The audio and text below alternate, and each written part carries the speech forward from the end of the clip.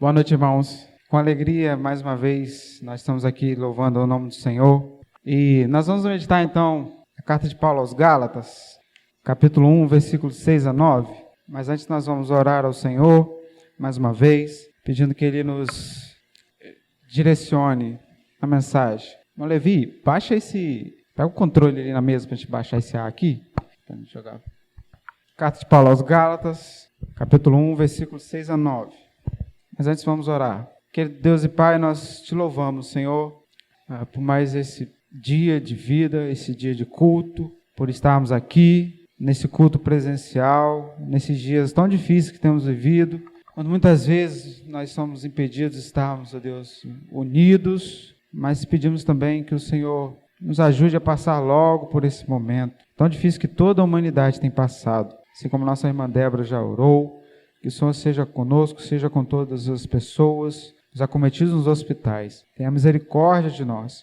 Mas que seja também um momento de reflexão, um momento em que a humanidade possa voltar os seus olhos para Cristo, para Jesus, para Ti mesmo, ó Deus, nosso Senhor. E se rendam aos Teus pés. Reconheçam que nós somos nada, um pequeno vírus acometendo a humanidade inteira, tirando tantas vidas. Nossa vida é como a fumaça que passa tão rapidamente. Mas nós estamos aqui porque entregamos nossas vidas pela Tua misericórdia, pelo agir do Teu Espírito em Tuas santas mãos. Cada homem possa também entregar suas vidas a Ti, porque a salvação pertence ao Senhor. Está em Tuas mãos. Salva, Deus, nossos familiares também. Salva nossos entes, pais, mães, irmãos, toma em Tuas mãos cada um dos nossos familiares. Faz aquela obra do Teu Espírito que somente o Senhor pode fazer. Quanto a nós, então somente venhamos com intrepidez, ousadia pregar o Evangelho de Cristo Jesus. Usa-nos, a Deus, dessa maneira. Nós te pedimos no nome de Jesus. Abra nossos corações nessa noite, que o Senhor me use, não atentando para os meus pecados, mas sei que estou coberto pelo sangue de Cristo Jesus. Cobre cada um de nós. Perdoa, Senhor, os nossos pecados. Obrigado mais uma vez por tudo, no nome de Jesus. Amém. Amém, irmãos? Irmãos, como eu falei, é muita alegria que estamos aqui mais uma vez, tendo esse privilégio de anunciar, então, pregar o Evangelho de Cristo Jesus. Responsabilidade, né? Mas Deus tem misericórdia de nós e fale os nossos corações, assim como também já falou ao meu coração, acerca da sua palavra. Gálatas 6, capítulo 1, 6 a 9. Diz assim, vamos ler. Estou muito surpreso, a minha versão é um pouco diferente, tá, irmão? É uma versão atualizada da Almeida. Não é a revista atualizada, é uma atualização da revista atualizada. Nova Almeida, atualizada. Diz assim, estou muito surpreso em ver que vocês estão passando tão depressa daquilo que o Senhor chamou na graça de Cristo para outro evangelho, o qual, na verdade, não é outro, porém há alguns que estão perturbando vocês e querem perverter o evangelho de Cristo. Versículo 8. Mas ainda que nós, ou mesmo um anjo vindo do céu, prega a vocês um evangelho diferente daquele que temos pregado, que esse seja anátema. Como já dissemos, e agora repito, se alguém está pregando a vocês um evangelho diferente daquele que já receberam, que esse seja anátema. O tema que da mensagem que nós vamos estar meditando nessa noite é o verdadeiro evangelho de Cristo. Nós vamos tentar, então, fazer aqui uma exposição desses versículos iniciais da carta de Paulo aos Gálatas, 6 a 9. E nós vamos, então, meditar nesse tema, que é qual é, então, o verdadeiro evangelho de Cristo? Qual é o centro desse evangelho verdadeiro? Quais são as explicações práticas para as nossas vidas como servos de Deus através desse evangelho? Há quem pense que o evangelho, irmãos, é uma doutrina para os iniciantes, né? Os neófitos, né? Os recém-chegados à igreja. Né? As pessoas, então, são chamadas por Deus, recebem a Cristo, aprendem, então, o evangelho, uma doutrina bem básica, muitos pensam, e então pulam para coisas maiores. Né? A carta de Paulo, carta do Apocalipse, né? Os grandes segredos, toda aquela simbologia, talvez, a segunda vida de Cristo, né? Coisas grandiosas, mistérios de Deus. Mas o Evangelho é a base, na verdade, para o cristianismo. É através do Evangelho em que nossa vida como cristãos, ela se alicerça, ela se firma. O Evangelho é essa boa notícia de que Cristo veio ao mundo fazer propiciação pelos nossos pecados, um sacrifício, né, em substitutivo. Né? Ele toma o nosso lugar na cruz do Calvário e é um sacrifício a fim de satisfazer também, ele faz esse sacrifício a fim de satisfazer, por incrível que pareça, irmãos, a ira de Deus. Algo que é pouco falado nos dias de hoje, pouco pregado.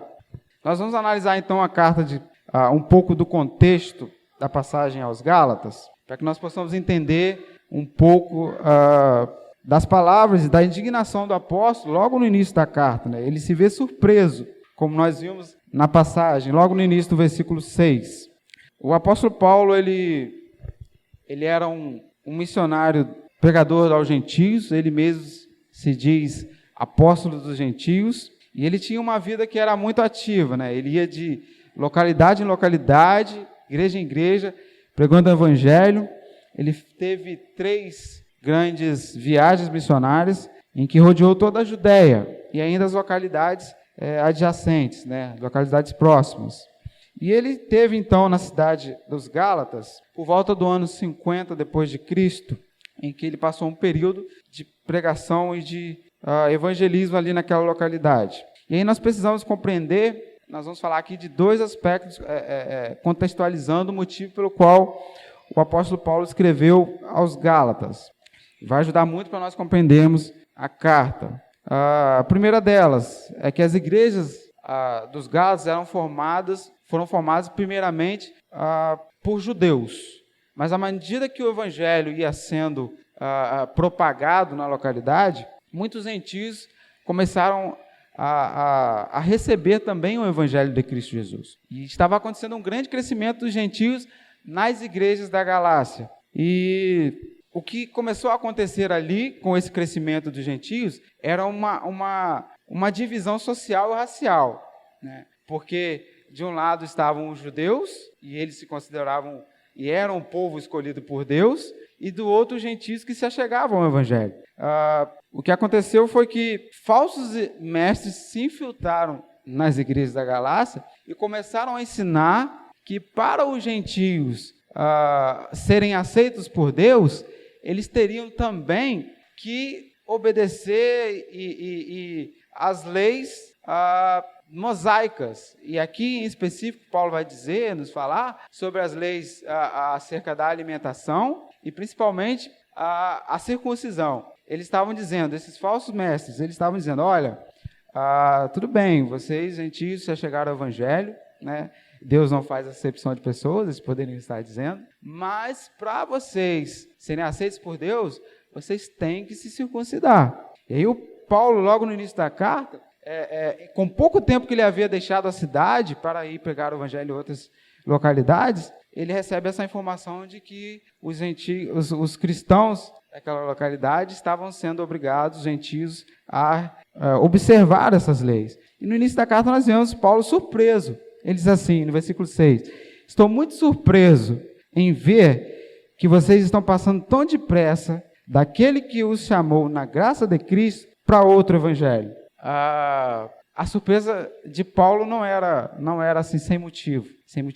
Mas vamos ao segundo ponto do contexto. Um outro ponto para nós analisarmos é que, por mais que esse motivo parecia não tão relevante, Paulo tratou como verdade eterna, irmãos. De maneira nenhuma isso poderia acontecer para ele. Ele deu uma importância, tanta importância, porque ele sabia que nada poderia ser acrescentado ao evangelho da graça de Cristo Jesus. Se era pela graça, unicamente, exclusivamente pela graça, esse evangelho, ele não poderia permitir que nenhuma obra ou nenhuma lei poderia ser acrescentada a esse evangelho, porque senão ele seria transformado em algo que não é evangelho. Ele vai falar mais à frente. No versículo 6 e no 7, que o evangelho ele foi na verdade, ele fala que transformaram em outro evangelho, mas que na verdade não era outro. No 6 ele diz assim, muito surpreso em ver que vocês estão passando tão depressa daquele que os chamou na graça de Cristo para outro evangelho. Primeira coisa que nós aprendemos no início já nessa passagem, o sujeito em ver que vocês estão passando depressa daquele que os chamou, é o próprio Deus, né? Às vezes dá a entender que é o apóstolo Paulo, né? Daquele que os chamou ali, não é o apóstolo Paulo, mas é o próprio Deus. Quem os chama, os cristãos, ao evangelho da graça, é o próprio Deus. Quem nos chama, irmãos, é Deus. Não somos nós que chamamos a Deus, é Ele quem nos chama. Ele quem nos chama, nos aceita, e então, porque Ele nos chamou e nos aceitou, nós vivemos uma vida em busca de Cristo, seguindo a Cristo, né? Existe uma ordem. Deus nos chama, nos aceita, e então nós seguimos a Cristo. E esse chamado não tem nada a ver com merecimento, né?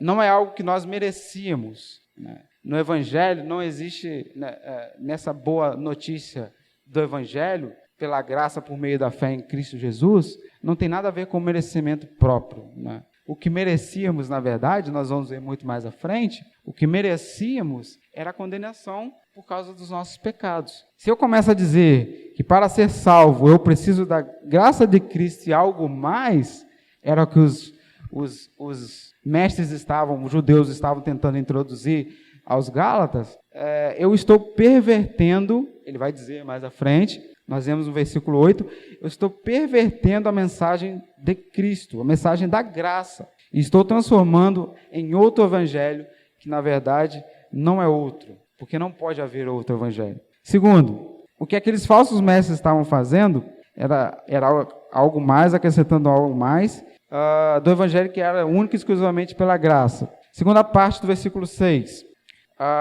vocês estão passando tão depressa daquele que chamou na graça de Cristo para o evangelho, o qual, na verdade, não é outro, porém há alguns que estão perturbando vocês e querem perverter o evangelho de Cristo. Fica meio confuso, né? Primeiro ele diz que eles passaram tão depressa da graça de Cristo para outro evangelho, e depois ele diz que não é outro. Dá a impressão que ele diz que o evangelho permanece o mesmo, mas a verdade, o que Paulo está dizendo, é que não pode haver outro. O evangelho permanece o mesmo. Porém, esse ensinamento que eles estão ensinando não é outro evangelho. Por quê? Porque não pode existir outro. Não pode existir outro. A palavra perverter, que o apóstolo usa aqui, já no versículo 8, ela tem o significado de perverter, transformar o bem em mal. Entende como não pode existir outro? Se o evangelho está sendo pervertido através da introdução das leis, as leis, nesse caso aqui, cerimoniais, se o evangelho está sendo transformado de bem ou para mal, ele não é outro evangelho, mas na verdade ele está sendo pervertido. É uma transformação total. Então, como nós comunicamos? Continuando ali, aliás, no versículo 8. Versículo 8 agora. Mas ainda que nós, ou mesmo um anjo vindo do céu, prega a vocês um evangelho diferente daquele que temos pregado, que esse seja anátema. Anátema significa expulso da igreja. Paulo aqui, ele é duro, no sentido de que a esses que estão pervertendo o evangelho e introduzindo as leis, bem especificamente aqui a circuncisão, eles devem ser expulsos da igreja. Expulsos. Nos dias de hoje nós vemos muitos evangelhos, irmãos, quando deveria termos um só, né? Quando a base, a essência, como nós cantamos aqui a pouco, a essência da adoração e também a essência do evangelho é Cristo Jesus crucificado. É o evangelho da graça, que salva, como o apóstolo é muito enfático aqui no 7, através da graça. E não há nada que pode ser acrescentado. Nós vemos evangelhos hoje que tem seu centro na bênção, nós vemos evangelho que anuncia a cura, né, a vitória. Eu me lembro até hoje eu tenho a oportunidade, às vezes, de ouvir outros evangelhos, né, ouvir outras mensagens. No trabalho, às vezes, tem culto a bordo. Eu me lembro que eu ouço muitas mensagens que realmente não são centradas em Cristo, né? mais centradas no próprio homem, ou no evangelho autoajuda, que tem seu centro, né, é chamado em teologia de antropocentrismo, né, em que coloca o centro da mensagem não em Deus, mas no homem, que faz dele o homem, que tem seu centro no homem. Uma vez eu estava embarcado e foi muito bom, porque numa das unidades que eu fui, eles tinham o costume de orar antes de pegar no trabalho, né? Alguns lugares são assim, né? Não sei se o irmão Levi, o irmão Benedito, às vezes na usina tem essa oportunidade de orar. E foi muito bom, porque eu percebi que aquilo já era um costume, né, da unidade. E falei, que legal, que bom ter um lugar assim, com um ambiente assim, em que há essa oportunidade de orarmos, né? E no terceiro ou quarto dia, né, eu fui convidado a orar. Mas, irmãos, a oração que era feita, né, que acontecia, era uma oração totalmente voltada para a bênção, no sentido de Senhor nos abençoa, de faz-nos ser vitoriosos, e essa bênção é mundana, é voltada totalmente para os dias de hoje, sabe?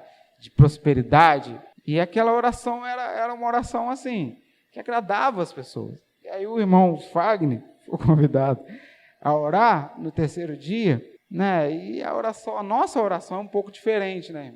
Foi uma oração mostrando a nossa dependência de Cristo Jesus, sabe? Mostrando o quanto nós somos pecadores, o quanto nós estamos perdidos sem Cristo Jesus, e que somente através dele nós podemos ser salvos. Nossa falência por nós mesmos buscarmos a Cristo. E se não for Ele agindo em nós, nós estaríamos perdidos. E após a oração, foi um silêncio meio fúnebre, né? Não agrada as pessoas esse tipo de mensagem, irmãos. O que agrada as pessoas é a mensagem vitoriosa. E não é uma vitória sobre o pecado, sabe, irmãos? É uma vitória, uma oração de sermos vitoriosos profissionalmente, pessoalmente, neste mundo. Mas o Evangelho tem algo muito mais a comunicar do que as bênçãos desse mundo. Nós sabemos que nós, por mais que neste mundo possamos desfalecer, sofrer, padecer, as nossas vidas estão guardadas nas mãos de Cristo. E a promessa dele é de vida em abundância, e esse vida em abundância não é abundância terrena, mas vida eterna, vida que não acaba, que dura para sempre. Esse é o sentido de vida em abundância. Vida que não acaba mais, mas que dura para sempre. Então, como comunicarmos então esse evangelho da Boa Nova, evangelho que traz-nos vida e vida eterna? Como nós transmitimos esse verdadeiro evangelho para as pessoas? Quais são os efeitos que esse evangelho deve ter na vida das pessoas? Nós vamos ver aqui alguns pontos para nós pensarmos. Qual é o verdadeiro evangelho? O que ele traz à mente das pessoas? Primeiro ponto é que o evangelho, ele denuncia o pecado. Existe uma passagem nas Escrituras que diz que, se não me engano, é uma mulher que aquela que muito amou, muito foi perdoado, né? E aquele que pouco ama, pouco é perdoado. Isso mostra, se ela muito foi perdoada e muito amou, né, ela reconheceu o quão pecador ela era. O Evangelho deve fazer isso, trazer à mente o quão pecadores nós somos. Nós podemos retornar, fazer voltar lá no livro de Gênesis, acho que está bem claro na mente dos irmãos que estão fazendo aí a leitura bíblica anual, a irmã Débora, o irmão Levi também. Lá no início de Gênesis, na criação, Deus nos cria a sua imagem e semelhança, cria Adão e Eva, os primeiros seres humanos na terra, primeiro homem e primeira mulher, os coloca no jardim do Éden, né? E diz para ele, olha, vocês têm liberdade aqui no jardim. Todas as árvores do jardim vocês podem consumir, podem comer, até mesmo da árvore da vida. E é muito interessante isso, né? Porque Adão e Eva eles poderiam comer da árvore da vida, né? Que daria vida eterna para eles. Mas Deus falou para ele, olha, mas a árvore do conhecimento do bem e do mal, dessa vocês não comerão. Porque no dia que vocês dela comerem, vocês morrerão. Irmãos, o olho deles, eles não conseguiram enxergar o que de mais precioso tinha. a árvore da vida. Mas Eva, então, induzida pela serpente, e Adão também, consentindo com Eva em comer da árvore do conhecimento do bem e do mal, eles cometem, então, o pecado original, o primeiro pecado. E então vem a decadência humana. Deus vem e pune Adão e Eva, eles perdem o direito de habitar no jardim, são expulsos do jardim, e com isso o mundo também recebe uma punição, né? O mundo passa a dar espinhos, e os animais, toda a criação é afetada com a desobediência, né? Toda a criação. E então entra o pecado no mundo. O pecado nos acomete por inteiro, de maneira que não há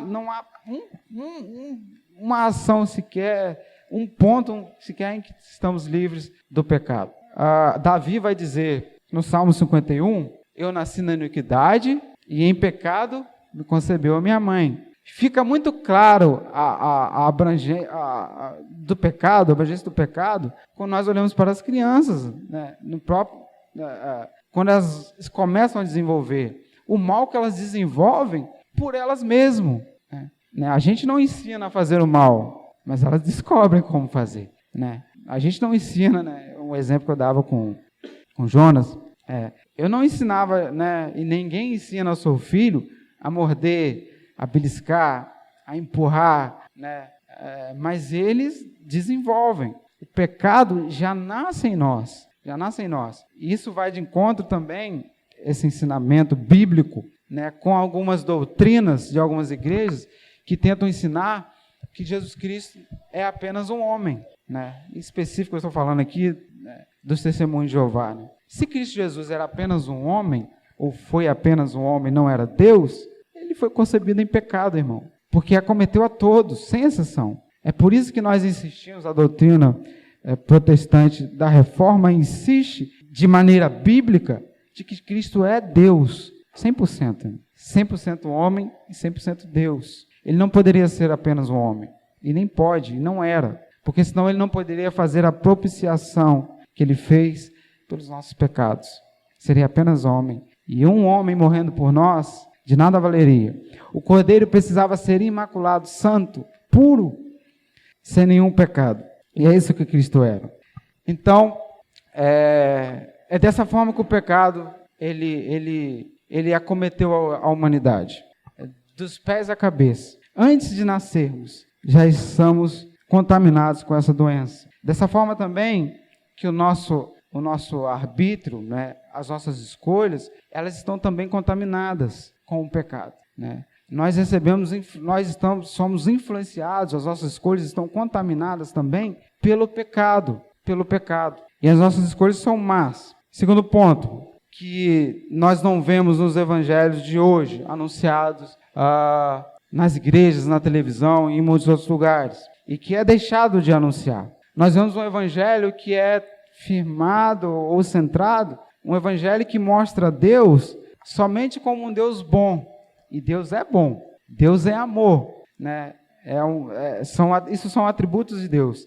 Deus é bom, Deus é misericordioso, Deus é bondoso, mas os atributos de Deus não param por aí. Deus também é santo, né? E todos esses atributos são perfeitos, irmãos. Deus também é santo, perfeito em santidade. Deus também é justo, é justiça, e Deus também é um Deus que se ira. Nós vemos várias e várias passagens nas Escrituras de Deus se irando contra o pecado do povo, acendendo a sua ira contra o povo de Israel que estava no deserto, que vez após vez pecava, né? Que vez após vez desobedecia, e Deus acendia sua ira, e milhares morriam, né? E era colocado então, numa das passagens, uma serpente, né? Uma cruz no deserto, para que através daquela cruz, daquela serpente, todo aquele que olhasse, então, seriam curados das picadas de serpente que estavam matando o povo. Naquela verdade, aquela cruz, aquela serpente, era a sombra do próprio Jesus, que haveria de vir e ser levantado também no madeiro mais à frente. Então, Deus, ele se ira também. Uma passagem que eu escolhi aqui, está lá em João 3,36. Não precisa abrir, não, irmãos. Eu vou ler aqui, só prestar atenção. João 3,16 diz assim: por isso, quem crê no Filho tem a vida eterna. E quem se mantém rebelde contra o Filho, não verá a vida, mas sobre ele permanece a ira de Deus. João 3,36. Então, são várias as passagens que apontam, que mostram Deus acendendo sua ira. Mas isso não é agradável para se colocar no Evangelho, né? Numa mensagem de um Deus que se ira, que acende a sua ira contra o pecado. Terceiro ponto que o Evangelho deve ter é que Deus, ele nos justifica. Ele faz de nós justos, né? E aí, essa justiça, também como nós vimos no início, não tem nada a ver com merecimento. A justiça de Cristo, a justiça que Deus nos concede, ele faz de nós justos através dos merecimentos de Cristo, né? Se nós somos considerados justos hoje, e nós somos, é pelo que Cristo Jesus fez na cruz, né?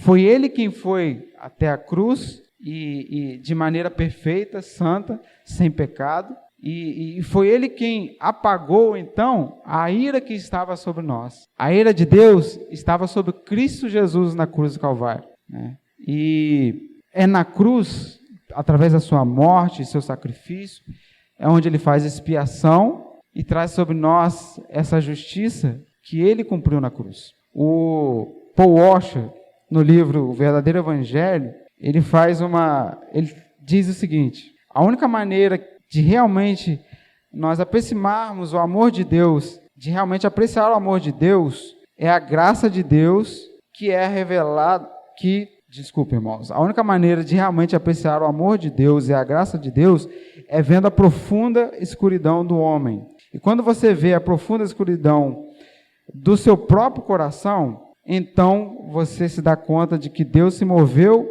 por amor a você. E isso nos faz cair de joelhos com imensa admiração, e então nós o adoramos. É por isso que nós adoramos a Deus e a Cristo Jesus. Ele sendo Deus, ele é perfeitamente merecedor de toda a honra, de toda a glória e de todo louvor. Quinta parte que nós podemos meditar acerca do Evangelho, e eu já estou terminando, sendo bem breve, é que Deus mostra que Deus fez Jesus pecado por nós. Isso é uma passagem, né? Às vezes, né, nós vemos uma citação muito impactante, né? Que às vezes a gente fica assim, né? Que é a seguinte, que quando às vezes alguém fala, nós ouvimos dizer que foi o próprio Deus quem matou Jesus. E nós ficamos assim, meu Deus, que palavra dura. Mas como assim Deus quem matou Jesus? Nós temos que entender de que desde antes da fundação do mundo, o plano de Deus já estava formado de salvação, né? E ele sabia que em nenhum momento ele tinha que enviar a Cristo Jesus para morrer pelos nossos pecados. Haveria um momento em que Deus, ele faria o sacrifício na cruz. Deus Jesus, ele haveria. Nós temos que lembrar lá no livro de Colossenses, logo no início, em que nós vemos Jesus como Deus, como Senhor, como Criador. Todas as coisas foram feitas por meio dele e para ele, são todas as coisas.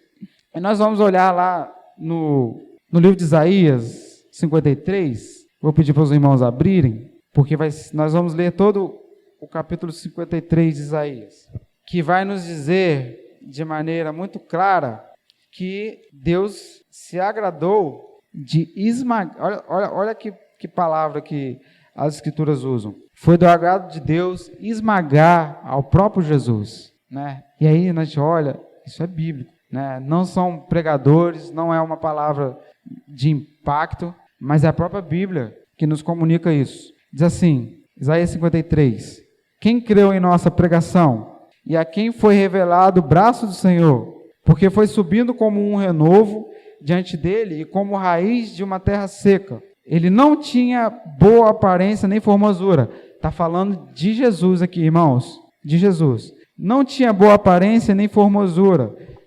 Olhamos para ele, mas não havia nenhuma beleza que nos agradasse. Era desprezado e o mais rejeitado entre os homens. Homem de dores e que sabe o que é padecer. E como um de quem os homens esconde o rosto, ele era desprezado e dele não fizemos caso. Certamente Ele tomou sobre si as nossas enfermidades e as nossas dores, levou sobre si. E nós o consideramos como aflito, ferido de Deus e oprimido, mas Ele foi transpassado por causa das nossas transgressões e esmagado por causa das nossas iniquidades. O castigo que nos traz a paz estava sobre Ele, e pelas suas feridas fomos sarados. Todos nós andávamos desgarrados como ovelhas, cada um se desviava pelo seu próprio caminho, mas o Senhor fez cair sobre ele a iniquidade de todos nós. Ele foi oprimido e humilhado, mas não abriu a boca. Como cordeiro foi levado ao matadouro, e como ovelha muda diante dos seus tosqueadores, ele não abriu a boca. Pela opressão e pelo juízo, ele foi levado, e de sua linhagem, quem se preocupou com ela? Porque ele foi cortado da terra dos viventes, foi ferido por causa da transgressão do meu povo. Designaram-lhe a sepultura com os ímpios, mas com o rico esteve na sua morte, embora não tivesse feito injustiça e nenhum engano fosse encontrado em sua boca. Olha agora, versículo 10. Todavia, ao Senhor agradou esmagá-lo, fazendo-o sofrer, quando ele der a sua alma como oferta pelo pecado. Verá a sua posteridade e prolongará os seus dias. E a vontade do Senhor prosperará nas suas mãos. Ele verá o fruto do trabalho de sua alma e ficará satisfeito. O meu servo, o justo, com o seu conhecimento, justificará a muitos. Olha que interessante, irmãos. Lá no Antigo Testamento. O meu servo, o justo, com o seu conhecimento, justificará a muitos. Estamos falando sobre justiça aqui agora. Porque as iniquidades deles levará sobre si. Por isso eu lhe darei a sua parte com os grandes, e com os poderosos ele repartirá o despojo, pois derramou a sua alma na morte, e foi contado com os transgressores. Contudo, levou sobre si o pecado de muitos, e pelos transgressores intercedeu. O Evangelho, isso é verdadeiro Evangelho, irmãos. Cristo Jesus sendo esmagado por Deus, levando o pecado sobre muitos, fazendo de nós justos. Esse é o verdadeiro Evangelho. Nós estamos em Cristo Jesus. E a morte não pôde conter a Cristo. Ele teve o poder para dar e para tomá-la de volta. Esse é Jesus. O sacrifício somente poderia ser feito por um Deus homem, porque ele tinha esse poder de dar e tomar de volta. Nós estamos em Cristo, o verdadeiro Evangelho denuncia o pecado, denuncia a nossa falência, a nossa incapacidade de buscarmos a Deus por nós mesmos. Ele diz que nós estamos mortos nos nossos pecados e delitos. Isso é que o pecado faz, lá no início. O pecado trouxe morte, e não somente morte física, mas também morte espiritual. Por isso somos incapazes, mas em seu plano perfeito, que Deus, de antes da fundação do mundo, a trazer sobre nós, a Cristo Jesus, de fazer encarnar o próprio Deus, de maneira que a morte não o pôde conter, é maravilhoso. E como nós estamos em Cristo, nós também recebemos essa vida. Porque Cristo ressuscitou, nós também iremos ressuscitar. Essa é uma certeza do Evangelho. Iremos ressuscitar, a nossa vida está guardada nas mãos de Deus, em Cristo Jesus, e porque Ele foi vitorioso, Ele concede a nós também essa vitória. A vitória sobre o pecado, vitória sobre a morte, vitória sobre o juízo, em que nós habitaremos com Deus eternamente, agora e para todo sempre. Essa é a verdadeira mensagem do Evangelho. A mensagem do Evangelho é essa. Precisa ser anunciada em todo lugar, em toda a igreja. Nós não podemos